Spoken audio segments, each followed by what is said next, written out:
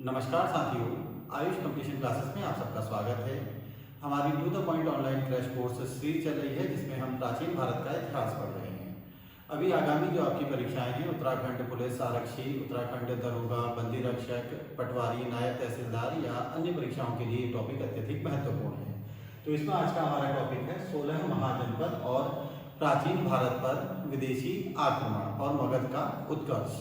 तो सबसे पहले हम बात करते हैं 16 महाजनपदों की। तो पहला क्वेश्चन ये आएगा कि 16 महाजनपदों का वर्णन कहाँ किया गया है।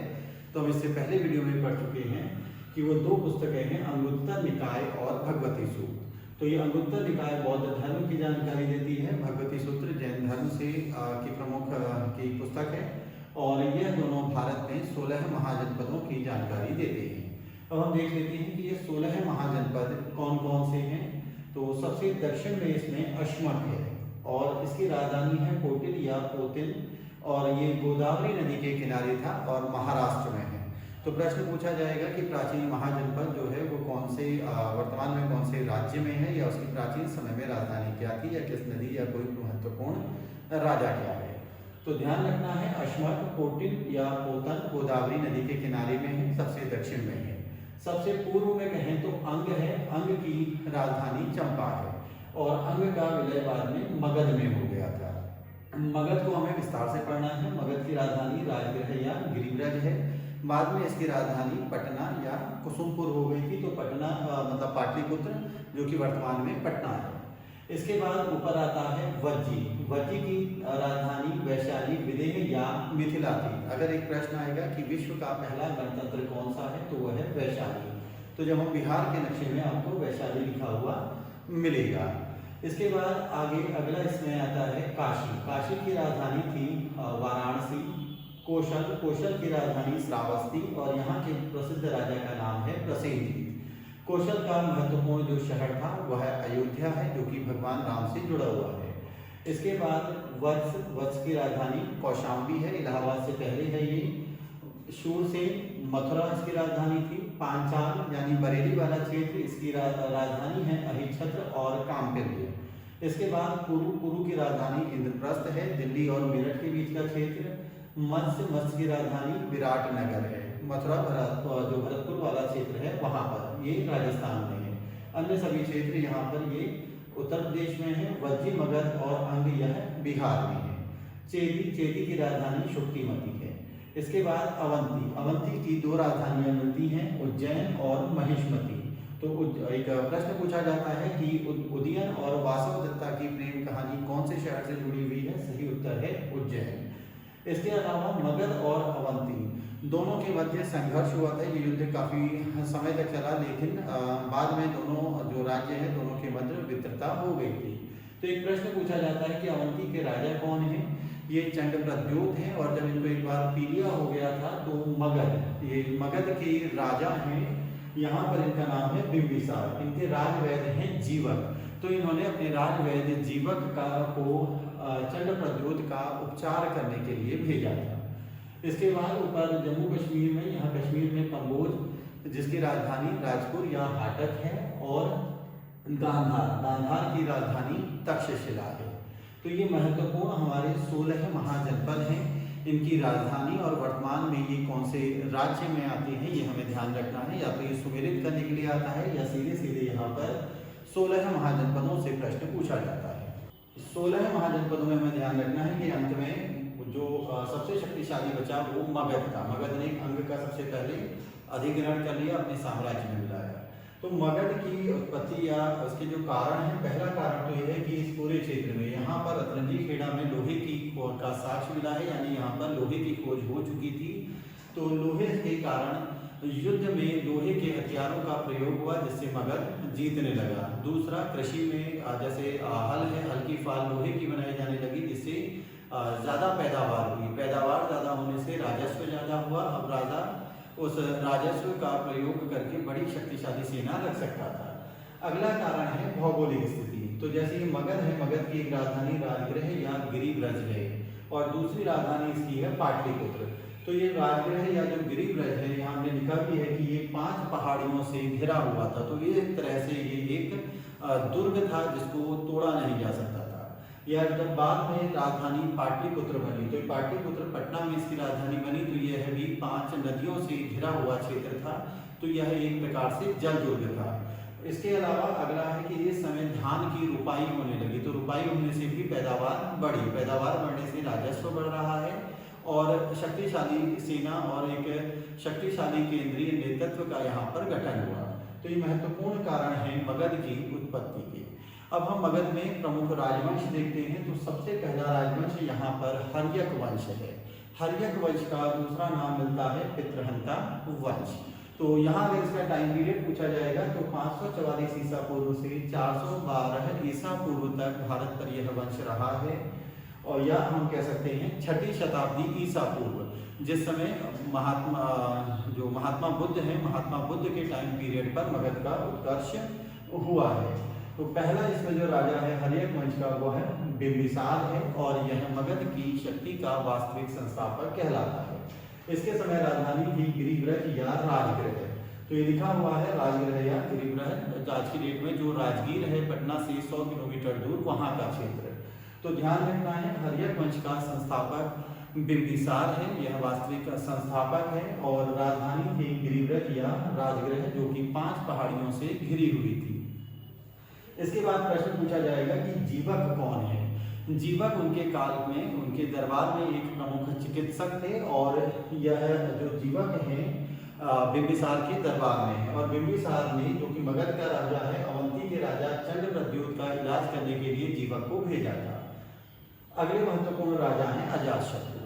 तो अजातशत्रु ने अपने पिता की हत्या कर दी थी, और अजातशत्रु का बेटा उदयन है, उदयन के द्वारा भी अपने पिता की हत्या कर दी गई और राजगद्दी प्राप्त की। तो इस कारण इस वंश को पितृहंता वंश भी कहा जाता है कि पुत्र राजगद्दी के लिए अपने पिता की हत्या कर रहा है, उसके बाद उसका पुत्र अपने पिता की हत्या कर देता है। तो यहाँ दूसरा महत्वपूर्ण राजा अजातशत्रु है, इसको कुणिक भी कहा गया है। तो जैन साहित्य में इसका जो जैन या बौद्ध साहित्य है, वहाँ पर अजातशत्रु का नाम कुणिक मिलता है। तो ये प्रश्न भी पूछा जाता है। यहाँ महत्वपूर्ण घटना क्या हुई, एक प्रश्न यहाँ पूछा जाएगा कि बुद्ध के समकालीन राजा कौन थे। तो एक राजा तो प्रसेनजीत हैं, दूसरे बिंबिसार हैं, और तीसरे राजा यहाँ पर हैं अजातशत्रु। तो अजातशत्रु के शासनकाल के 8वें वर्ष में महात्मा बुद्ध को महापरिनिर्वाण प्राप्त हुआ। ये महापरिनिर्वाण कुशीनागा मल्ल या देवरिया के कसिया नामक गांव में प्राप्त हुआ था। तो पूछा जाएगा कि महात्मा बुद्ध का महापरिनिर्वाण अजातशत्रु के समय 462 ईसा पूर्व, उसके बाद 463 ईसा पूर्व में राजगृह में, ये जो राजगृह है यहाँ पर सप्तकाणी गुफा में पहली बौद्ध संगीति हुई थी, और उसका परिणाम ये निकला था कि त्रिपिटक में से 2 पिटक, शुद्ध पिटक और विनय पिटक की यहाँ पर संकलित किया गया, उनकी रचना हुई। दूसरा, अजातशत्रु ने ये लगभग काफी सारा क्षेत्र जीत लिया था। उसके युद्ध में जीतने के कारण क्या है कि उसने एक ऐसा यंत्र बना दिया था जो पत्थरों को फेंका करता था, एक मशीन जो पत्थरों को दूर तक फेंक रही है, ठीक। और दूसरा, उसका जो रथ था उसमें एक बहुत बड़ी गदा लगी हुई थी, तो उस गदा के सहारे वह युद्ध क्षेत्र में काफी सारे दुश्मनों के सैनिकों को मार गिराता था। तो यहाँ पर अजातशत्रु ने मगध की शक्ति में काफी बढ़ोतरी की। अगले राजा है उदयन। उदयन ने सबसे पहले राजधानी परिवर्तन करके पाटलिपुत्र यानी पटना में बनाई। पाटलिपुत्र का पुराना नाम मिलता है कुसुमपुर। राजधानी परिवर्तन का कारण पूछा जाएगा तो राजधानी मगध जो साम्राज्य था उसके केंद्र में थी, और पाटलिपुत्र भी यह 5 नदियों से घिरा हुआ था, इसलिए यह एक अभेद्य जल दुर्ग था। यह लोग दूसरों पर आक्रमण कर सकते थे, लेकिन दूसरे जो शत्रु राजा हैं उन्हें इन पर आक्रमण करने में काफी कठिनता होगी। तो ये हमने पहला देखा हर्यक वंश। अब इसके बाद हम आते हैं शिशुनाग वंश में। मगध में जो अगला वंश है शिशुनाग वंश है, और यहाँ पर महत्वपूर्ण राजा हैं कालाशोक। तो कालाशोक का एक नाम काकवर्ण भी मिलता है, और महत्वपूर्ण तथ्य यहाँ पर है कि कालाशोक के समय में दूसरी बौद्ध संगीति हुई थी वैशाली में। तो ये लोकेशन वैशाली की है बिहार में। तो दूसरी बौद्ध संगीति हुई, और यहाँ पर बौद्ध धर्म 2 भागों में विभाजित हो गया, या 2 मतों में विभाजित हो गया, स्थावर और महासंघी। इसके बाद तीसरा जो महत्वपूर्ण यहाँ पर वंश है वो है नंद वंश। तो नंद वंश के जो संस्थापक हैं वो हैं महापद्मनंद। ये महापद्मनंद सिकंदर के समकालीन हैं। अभी हम सिकंदर इसमें पढ़ेंगे तो पूछा जाएगा सिकंदर का समकालीन कौन है? महापद्मनंद। इनके द्वारा 2 उपाधियां धारण की गई। सर्वछत्रांतक। सर्वछत्रांतक का अर्थ है सभी क्षत्रियों का नाश करने वाला, और अपरु परशुराम भार्गव अर्थात दूसरे परशुराम का अवतार। तो ये नंदवंश है। और यहाँ पर घनानंद, जो इसमें 7-8 राजा हुए हैं, जो अंतिम राजा है वो राजा घनानंद है। घनानंद का चाणक्य, विष्णुगुप्त या कौटिल्य के साथ विवाद हो गया था, और उसके बाद 322 ईस्वी में, ईसा पूर्व में, ठीक है, 322 ईसा पूर्व में चंद्रगुप्त मौर्य ने चाणक्य या कौटिल्य या विष्णुगुप्त की सहायता से घनानंद का वध कर दिया, और अंतिम जो राजा है घनानंद, उनको जब मारने के बाद एक नए वंश की स्थापना की। नंद वंश के बाद वो वंश कहलाता है मौर्य वंश। तो अगले वंश में हम अगले जो हमारा वीडियो होगा उसमें हम मौर्य वंश को पढ़ेंगे, जो कि भारत का सबसे महत्वपूर्ण वंश है, पहला ऐतिहासिक सबसे बड़ा मौर्य वंश। तो नंद वंश के विषय में ये हमें महत्वपूर्ण जानकारी ध्यान रखनी है। इसके बाद अगला है यहाँ कलिंग। कलिंग में जो वंश था इसको चेदी वंश कहा जाता था। यह क्षेत्र हाथियों के लिए फेमस था। तो मगध के द्वारा या महापद्मनंद के द्वारा इस क्षेत्र को भी जीत लिया गया था। तो कलिंग का चेदी वंश, यहाँ सबसे महत्वपूर्ण जो क्वेश्चन लगभग सभी परीक्षाओं में पूछा जाता है वो है खारवेल का हाथी गुम्फा लेख। इसके अलावा यह जैन धर्म से संबंधित है, यह प्रश्न भी आया है। और अगर एक प्रश्न आया था कि प्रथम जैन सन्यासी का उल्लेख कहाँ पर है, तो प्रथम जैन सन्यासी का उल्लेख यही खारवेल की हाथी गुम्फा लेख में है। इसके अलावा यहाँ महापद्मनंद, जो अभी हमने यहाँ पर पढ़ा था, नंदवंश के संस्थापक महापद्मनंद के द्वारा यहाँ पर सिंचाई के लिए नहर का निर्माण कराया गया। तो हमें ध्यान रखना है कलिंग का चेदी वंश। तो ये हमारे मगध राज्य का उत्कर्ष और चेदी वंश था। अब इसके बाद हम पढ़ते हैं प्राचीन भारत पर विदेशी आक्रमण। तो ये भारत का नक्शा है। इसके बाद पाकिस्तान, अफगानिस्तान, ऐसे ही जब आप पश्चिम में जाएंगे वर्ल्ड का एटला आप देखेंगे, ऑक्सफोर्ड का स्टूडेंट एटलस सभी स्टूडेंट्स के पास होना चाहिए। तो उस एटलस में यहाँ पर आपको ईरान मिलेगा। तो भारत पर जो पहला प्राचीन आक्रमण हुआ है वह ईरान के राजाओं ने किया। उस वंश का नाम है हखामनी वंश। और पहला अगर सफल आक्रमण कहेंगे, राजा का नाम है दारा प्रथम या डेरियस प्रथम। इस आक्रमण की तिथि पूछी जाएगी तो 516 ईसा पूर्व में यह आक्रमण हुआ है। इसके अलावा यह हखामनी वंश के प्रभाव क्या पड़े? पहला तो समुद्री मार्ग की खोज हुई, और इस समुद्री मार्ग की खोज होने से जो समय है वो कम लगा यात्राओं वगैरह में, इस कारण विदेशी व्यापार को प्रोत्साहन हुआ। दूसरा प्रश्न है खरोष्ठी लिपि का विकास हुआ। तो ये प्रश्न आ चुका है, खरोष्ठी लिपि किस काल में विकसित हुई है? बौद्ध काल में। ये कैसे लिखी जाती है? राइट टू लेफ्ट, दाएं से बाईं ओर की ओर। इसके बाद अरामाइक लिपि, ईरान की अरामाइक लिपि भारत में प्रसिद्ध हुई। अभिलेख उत्कीर्ण किए जाने लगे। तो भारत में जो अभिलेख उत्कीर्ण किए गए हैं सबसे पहले अशोक के द्वारा किए गए हैं, और अशोक को अपने अभिलेखों को उत्कीर्ण करने की जो प्रेरणा है वो दारा प्रथम या डेरियस प्रथम से ही प्राप्त हुई थी। इसके अलावा जो विश्व का पहला अभिलेख है वो भी ईरान में ही है, बोगसगोई अभिलेख। इसके अलावा जो है क्षत्रप प्रणाली का विकास हुआ। ये क्षत्रप प्रणाली शक कुषाण काल में विकसित हुई थी, यानी जो मौर्य वंश के बाद काल था। तो इसे क्षत्रप प्रणाली को हम शक कुषाण काल में पढ़ेंगे। तो ये प्रमुख प्रभाव हैं हखामनी वंश के। इसके अलावा प्राचीन काल के इस समय के बहुत सारे सिक्के भी मिले हैं, मुद्राएं प्राप्त हुई हैं। इन मुद्राओं को आहत मुद्रा या पंचमार्क मुद्रा कहा जाता है। इन पर विभिन्न आकृतियों के ठप्पे मार के चिन्ह बनाए जाते थे, जैसे मछली हो गया, अर्धचंद्र है, या इस तरह की आकृतियाँ। तो पूछा जाएगा ये जो आहत सिक्के हैं या पंचमार्क सिक्के हैं ये कौन सी धातु के बने हैं? तो यहाँ हमें ध्यान रखना है चांदी के सिक्के हैं। आहत मुद्रा या पंचमार्क मुद्रा ये भारत में प्रचलित थी और चांदी की थी। इसके बाद अगला इसमें महत्वपूर्ण है यूनानी आक्रमण। ये बहुत महत्वपूर्ण है।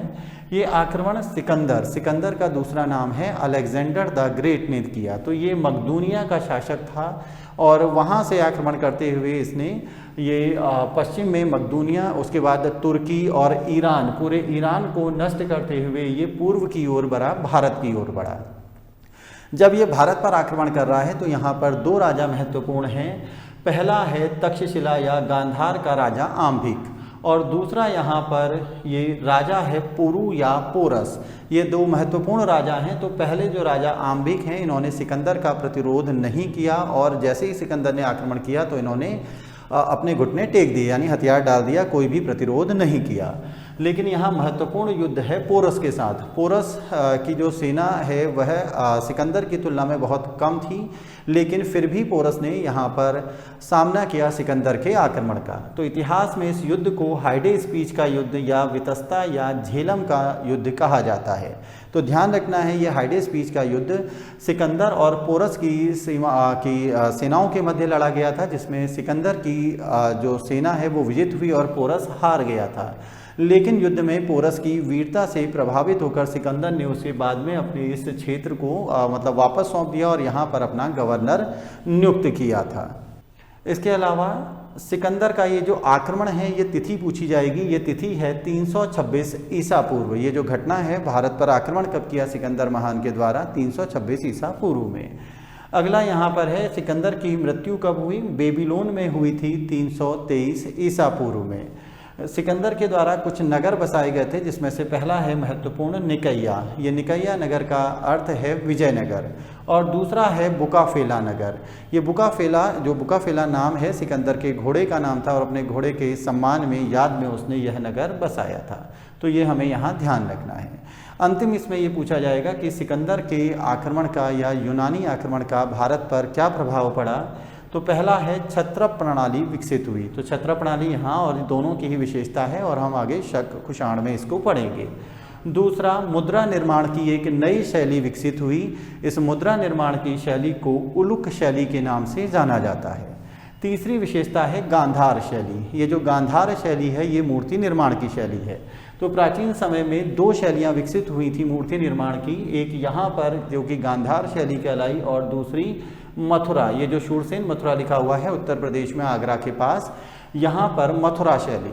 तो पूछा जाएगा ये क्या है, तो गांधार शैली और मथुरा शैली ये मूर्ति निर्माण की शैलियाँ हैं।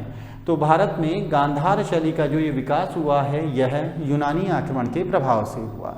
और यहाँ सबसे महत्वपूर्ण चीज़ जो है कि इसके बाद जो महत्वपूर्ण वंश है वो मौर्य वंश है। तो जो भारत का इतिहास है उसे तिथि क्रम से निर्धारित करने में सिकंदर के आक्रमण से बहुत ज़्यादा सहायता मिलती है, क्योंकि इतिहासकार एक मत नहीं है कि चंद्रगुप्त मौर्य ने कब से शासन किया, कौन कौन से क्षेत्र जीते या क्या किया। तो यहाँ पर यह ध्यान रखना है कि भारत के इतिहास का जो तिथि क्रम, जो एक सही व्यवस्थित क्रम लगाया गया है, वो सिकंदर के आक्रमण के आधार पर लगाया गया है। इसके अलावा सिकंदर जो है वह मगध पर भी आक्रमण करना चाहता था, लेकिन मगध इतना शक्तिशाली था और लगभग 10 वर्षों से ये इसकी जो सेना है वो अपने घर से दूर थी और लगभग 19 महीने सिकंदर भारत में भी रहा। तो उसकी सेना इतना ज़्यादा थक चुकी थी कि वह और युद्ध नहीं लड़ना चाहती थी, और दूसरा उसे मगध की शक्ति का भी पता था उनकी सेना को। तो इसलिए उसकी सेना ने युद्ध लड़ने से मना कर दिया और इस कारण सिकंदर को यहाँ से वापस लौटना पड़ा और बाद में 323 ईसा पूर्व में बेबीलोन में सिकंदर का निधन हो गया।